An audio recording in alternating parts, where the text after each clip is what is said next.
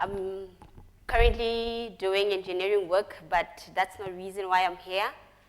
I'm not going to speak about my engineering experience right now. I'm not sure if the presentation is there. Okay. Okay, I was not really sure on how am I going to present this. When they say that everything of everybody that was speaking this morning was very heavy because it was doctors and everybody else, and I was like, I ain't a doctor, I'm an engineer.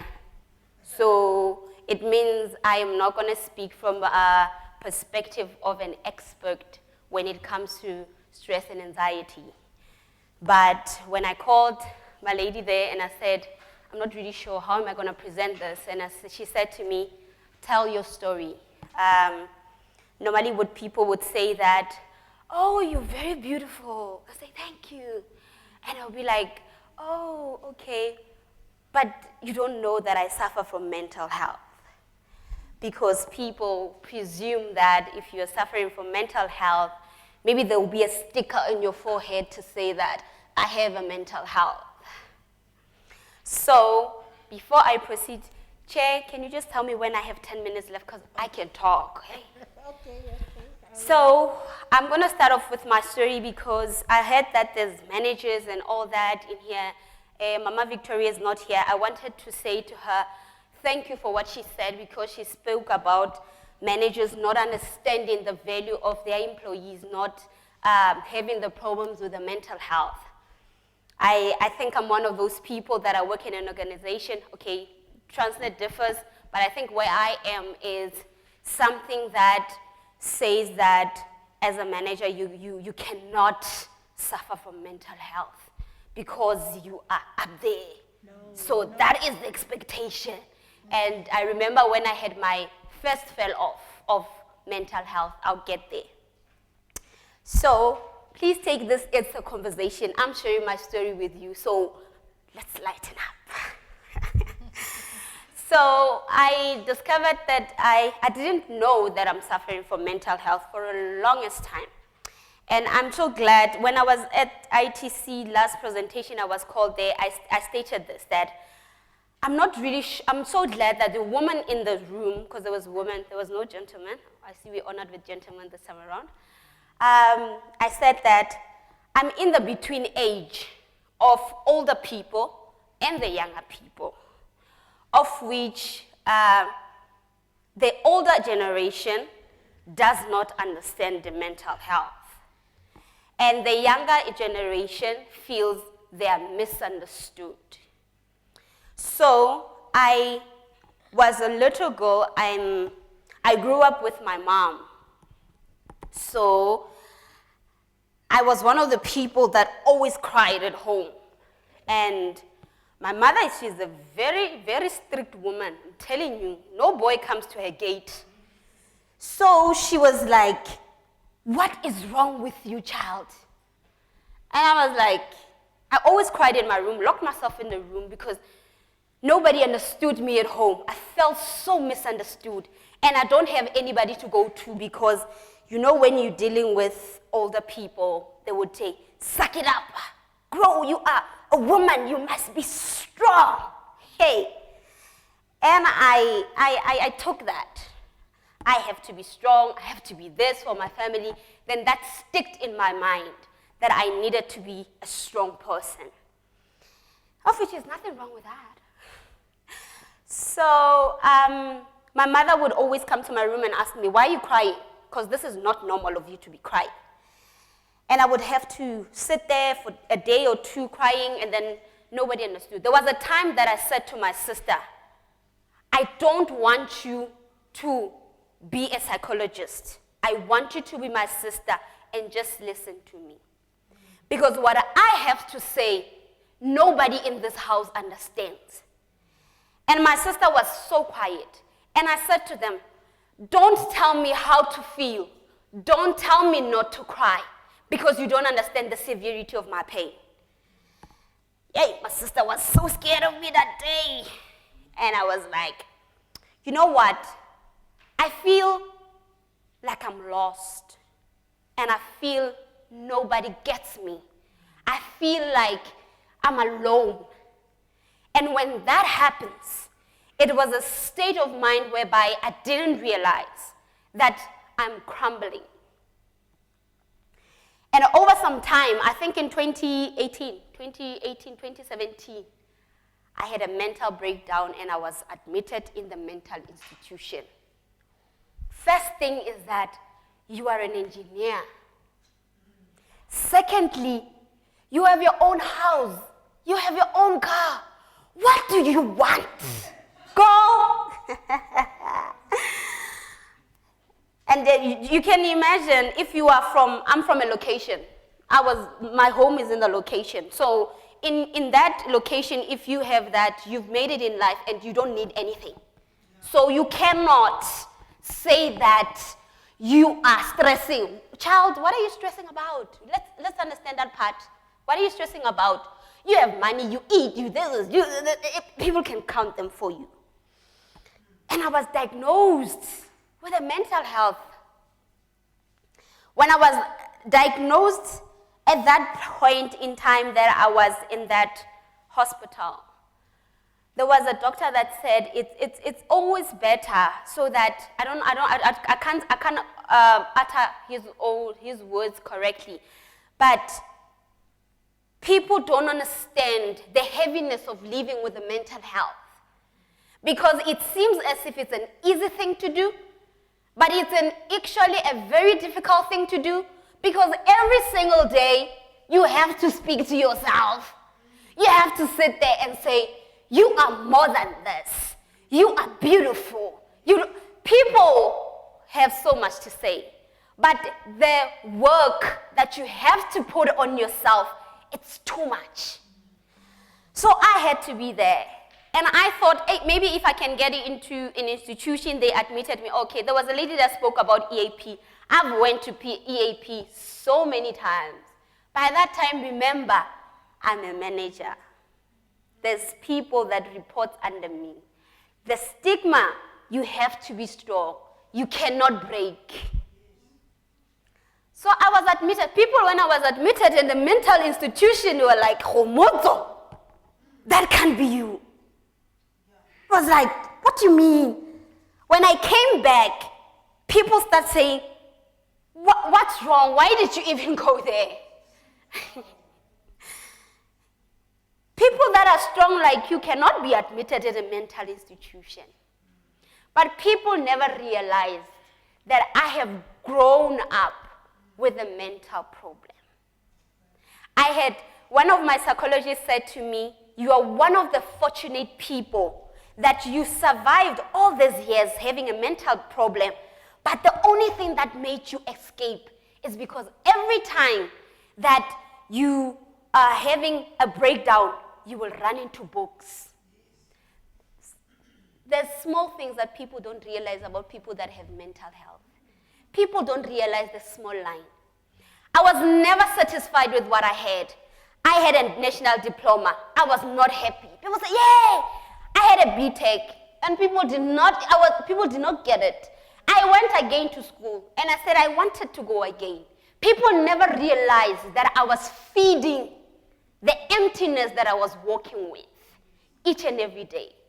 I bought a car. People were so happy. I'm like, why are these people so happy? What is it? What's the big deal? I would be happy today. Tomorrow, it's another thing. So why must I be happy about that? It's one of those things. That is just not something. People celebrate their achievements. And that is a normal person that does that. If something is just wrong, you don't even, Chris said that you don't even enjoy anything that you do. So what happens was that I never enjoyed anything. And as much as I had everything that I had, and my heart was empty, I didn't realize that I'm suffering from daddy issues. Yeah, people would say, what? At your age? Yes, I didn't realize that. I only realized that when I was admitted, when my psychologist said, girl, you were supposed to have been a prostitute. I'm going to tell you straight. And I was like, what? Me? No. She said, the only thing that made you survive was because I don't know. I think it was grace. I won't say I don't know. I think it was grace. Because every time that my life would lose direction, my only focus would be, I need to study. I need to go get a diploma. I need to get a qualification. But that is the only thing that had kept me moving forward over and over. Presentation is still there. Okay. So, moving right along. So this is my own presentation. People have such a lot of thoughts in their minds, blah, blah, blah, blah, blah, blah. I want to speak, 3 weeks ago, 3 weeks ago, I had a fell-off. What? People, such a long time you not being at the mental institution, you had a fell-off. Yes, I did. I went back. I was sent back onto medication. And I didn't take it as if it's, what is wrong with me? What is this? I tried to find out what is making me feel like this. And when I sat down with my mind, I looked at everything that is there. One of the most big picture was perfection. I grew up that people were telling me who to be, and I could not discover who I wanted to be. It was just a small thing that happened. Daddy issues. The father of my son said or told my son something that I felt, it impacted me so bad to a point whereby I felt I don't want my child to see me as not a perfect mother. And that on its own, somebody would see it as just light, because I've been living with a perfect image that I need to be perfect in everything that I do. He said something to the boy, and then when the child came to me and said it to my face, it just messed me up in my mind. I felt that everything of my perfect mind has just went back. And I was sitting there, and I sat and I said, it is okay. I don't need to be perfect. One person that can tell me that they are perfect, they can just raise their hands, and I will say to them, good for you. I cannot reach that level. The problem is that I wanted to live to people's expectations of who I needed to be without discovering of who I wanted to be. So that was my problem. So I lived with who people said I am until to a point that I realized that I was never healed then. The first depression, the first fell off, I was never healed.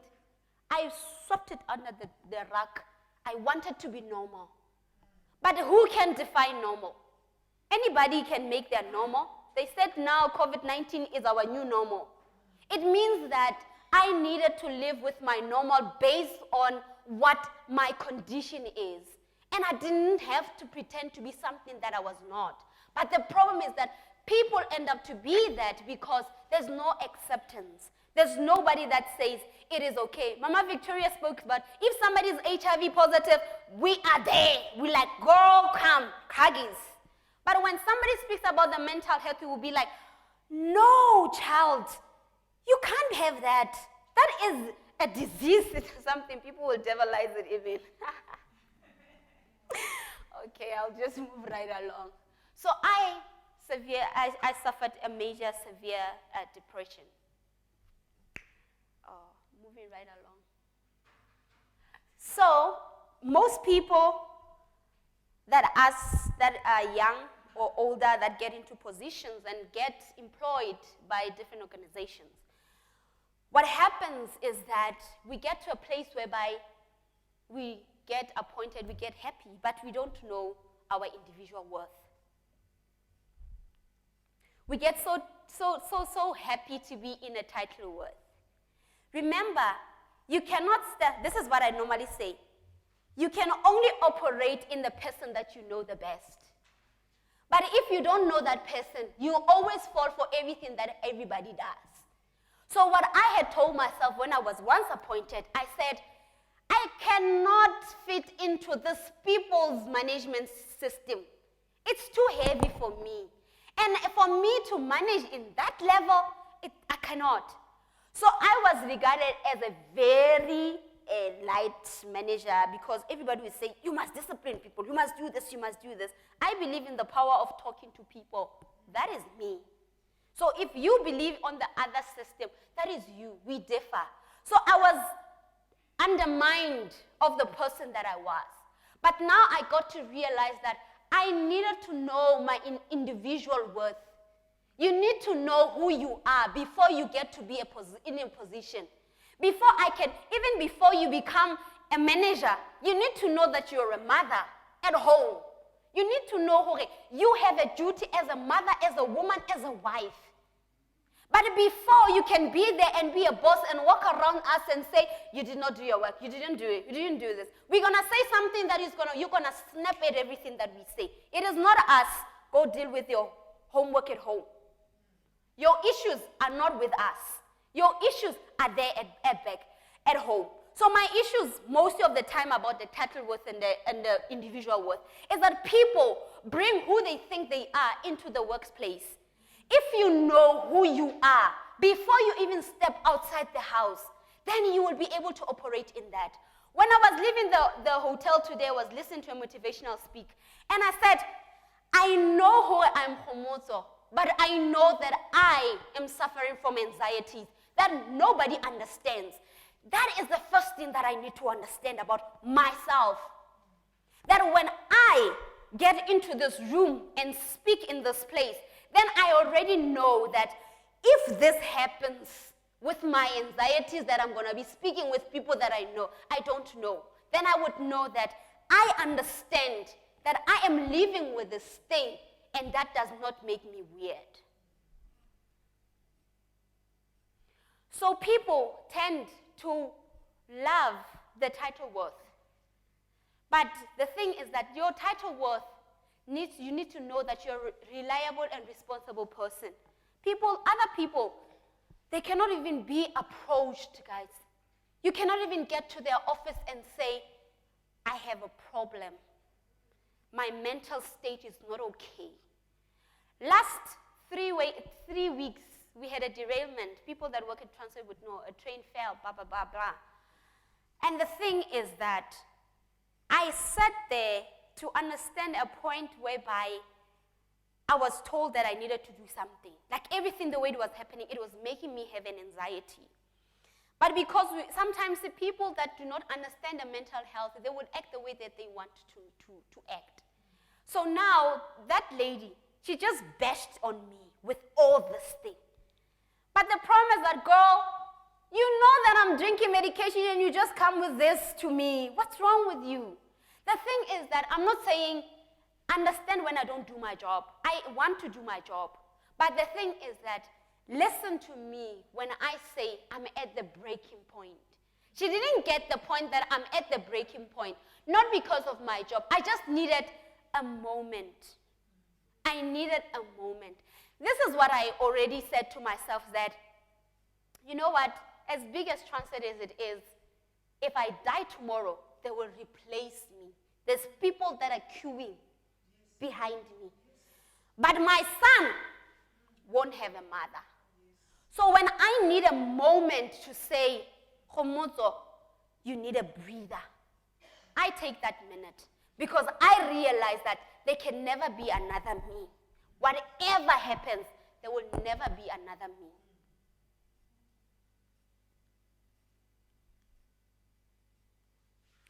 So we move right along. So stress as external influences, a state of mental or emotional strain or tension resulting from demanding circumstances. Physical stress, including low energies, headaches, upset stomach, constipation, and nausea, tense muscle, chest pain. Because I felt like I was closing up 2 weeks ago. It's because you are experiencing a physical stress. So that's why I'm saying take care of yourself. Because the thing is that there can never be another you. Mental stress, it's mostly triggered by the changes at work, accident, problem with relationship, family, and money. Guys, there's so much people don't want to acknowledge when it comes to mental stress and the issue of the contributing factor of family issues and relationship issues. People don't want to face up to that. You know that people would be better to put something under the rug and move right along. You don't like, you know what, I'm not saying don't cast people away, but check, are these people beneficial? Are these people bringing something into your life? Or every time when you go to that gathering, that guy said that, are you always feeling like, I don't belong here?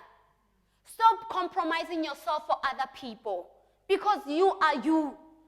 I feel like, especially when it comes to relationships, people don't want to tell their friends, oh, girl, leave that guy. He ain't for you. We need to start telling people the truth. The other time I said, you need to sit down and say, what is this boy bringing to me, or girl? What is this person bringing into my life? Is the positiveness that they bring into my life more than the negativity they bring into my life? If they are bringing too much negativity, you don't need them. You don't need them. Guys, you know what, your mental state, it's so important. To a point, people want you to mend relationships that should not be even mended. You don't need to do that. Why must you mend such relationships that are breaking you each and every day, every night, every this? Come on. People are raising their kids alone. And I told myself, I walked and I say, I ain't going to sit for this nonsense, girl, in no ways. You walking. And I walked. This was the walk I made. And I walked. And I walked. The reason was, I sat there and I said, my mental health, it's not taking, I'm not saying, men have a sipper. When men just put a soap there and you just become so no girl, no. There's serious stuff that people are going through. There's serious stuff that people are ignoring. Ignorance. Oh, but he's the father of my child. Oh, but you know, he is paying maintenance for my child. Girl, are you working? One, yes. So that child, teach that child to wear Ackerman's clothes. Remove him from Adidas. Remove him. Remove that child from Adidas. You cannot afford Adidas because now you are a beggar to a person that doesn't want to take care of their children, because every time that you have to go there, it's like, oh, please, please. No. Your self-worth is most higher than that. You need to recognize. The thing is that people would say, people will treat you according to the level that you are in. If you go there and back, he would be like, okay, this is the level that this person is supposed to be treated. You have set the standard. Choose how your standard should be, and then people will treat you according to that standard. I won't be treated less than the standard that I'm in. My mental health does not agree to that. Yes, I had daddy issues. I'm dealing with my nonsense with my daddy issues. And then you come and you say, you want to be a bully in my life because you don't want to deal with your mama issues as a guy? No, everybody must go deal with their issues aside. Walk, and I walk. Yes, girl. Anxieties. Guys, it's because I live with anxieties. I didn't know that. It's not nice. You know when you're driving and you feel like the anxiety is coming. People would ask me to say, how do you know that anxiety is coming? Oh, good Lord. I'll be like, do you want me to explain the feeling of how anxiety comes? And you'll be like, yes, so what do you feel? What do you, like, it's very hard to explain it. You feel it. It's so massive. 5 minutes, my God. Triggers, I'll just move quickly. Okay, causes of stress in a work environment. Comparison, bad working relationship, not coping with workload, inability to make decisions. Guys, we don't need to compare ourselves in the workplace. Stick to your lane. When they say live in your lane, live in your lane. You don't need to compare yourself to anybody. If Mam Jali was able to buy X5, it's okay. Drive your Tata, my darling. You will get to the same destination. Not coping with the workload. Guys, let's speak to our employees. If you are working with your manager, or somebody else your manager does not listen, find somebody that can and tell them, you know what, I'm not coping. Doesn't mean I don't want to do my work, but I'm not coping. Then you will get help. You will not be regarded as this lazy person. You know, people are being regarded as lazy people, where else they are hard workers. It just breaks my heart to do that. Okay. This is taking too long. All right. Okay, overcoming the threats of stress and anxiety, you always give people continuous feedback. You did good. Well done, guys.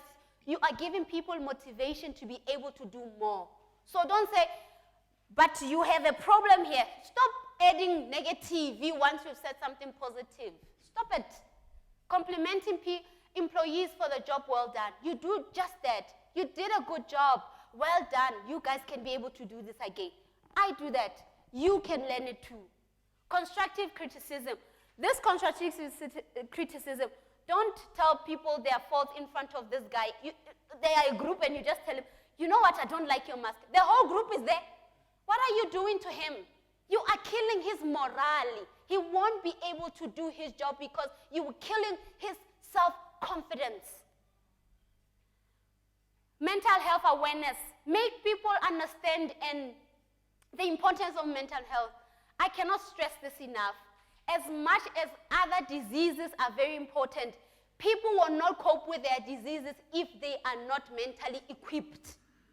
We need to deal with this man upstairs for this whole man to function.